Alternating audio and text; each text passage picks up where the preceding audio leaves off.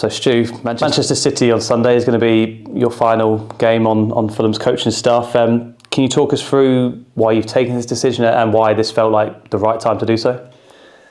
Well, if I go back even further, I've been very, very fortunate to be in professional football for 48 years, and Hull City's my team. My dad took me to go and watch Hull City, and I remember growing up thinking, I want to be a professional footballer.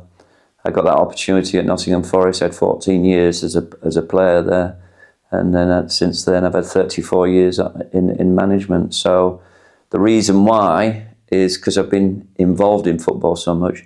I just think it's the right time for me to bow out and spend some more time with my family.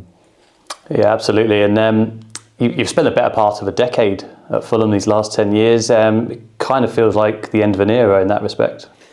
Well, to have 10 years at any football clubs, I've done well.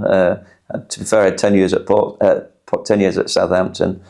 But this has been a special club, obviously. I'm very grateful for the opportunity when I came into the football club. But like I said, 10 years is a long time. Seen many highs and seen many. I think there's more highs than lows anyway, and thoroughly enjoyed my spell here.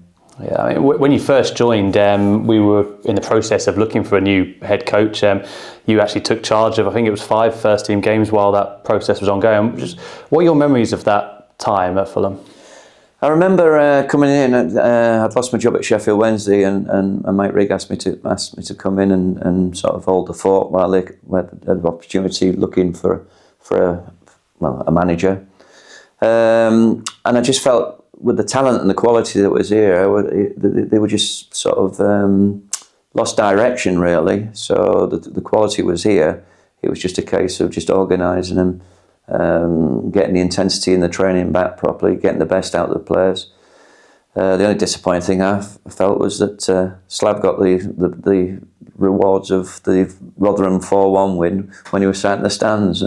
but the most important thing was that it was a good football club, and it just needed redirecting really.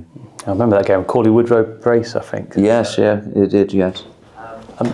It felt like quite an unstable time at the football club then. So does that just show how we've progressed this last 10 years, that we feel pretty established as a Premier League outfit these days?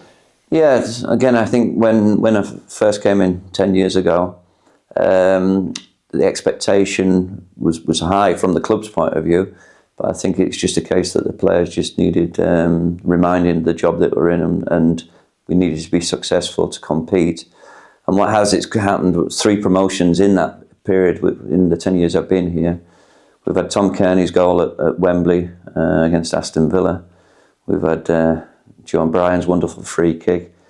And then obviously when we won the championship with real style and everything like that, and coincides with Marco coming in. So what we have done is then also we've sort of bedded ourselves in the Premier League, which is not easy to do. But I think on the back of Marco coming in, the demands of him, what he wants from the training pitch and everything from the players and the recruitment, it's been very, very good last few years. And that must be very satisfying for you to be able to leave us in such a healthy position. Well, it's disappointing to leave, but like I say, we got the record goals the other day. At the minute, we just keep breaking records, but the ambition of the football club and the ambition of the manager, again, every day he's onto the players individually, trying to make them better. Collectively trying to make them better, the team to make us better. But also as well is that the most important thing is not to stand still and prove.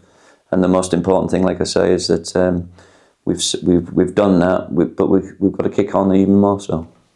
Yeah, you referenced those 3 promotions we've had. To have those on your CV, that must be an immense source of pride for you as well. Well, at the end of the day, it was different because obviously it was Wembley full with Villa fans, and then we had COVID. But like I say, to go up as champions when Marco came and arrived here, it was a special feeling, and then obviously now to maintain our Premier League status is very good as well. And how much have you enjoyed working under Marco the last 4 years? Well, I'm very fortunate because I've been in this game a long time. I think I said earlier, about 48 years in this game, and I worked with Brian Clough. I was a player of his at Nottingham Forest, and when they won the European Cup there twice. Then I had the opportunity, and I worked well with Graham Taylor at Aston Villa, both as a coach and as a player. And then I worked with Glenn Hoddle, so I would put Marco in that bracket. He's been, like I say, he demands very much. He's intense. He wants fully committed players. And the best thing is ever, like I say, he improves individuals and he improves the team as well. Yeah. On Sunday, I know you've got family and friends at the City game. We're putting this out ahead of the City game so that fans are able to give you the send-off you deserve. So do you envisage everything included there? That's going to be quite an emotional afternoon. Well, yeah, all the Gray family is going to be there, so I would imagine there'll be a few tears. Probably Mrs. Gray will be. But at the end of the day, it's a game that we want to win. That's my focus, and then what happens after the game.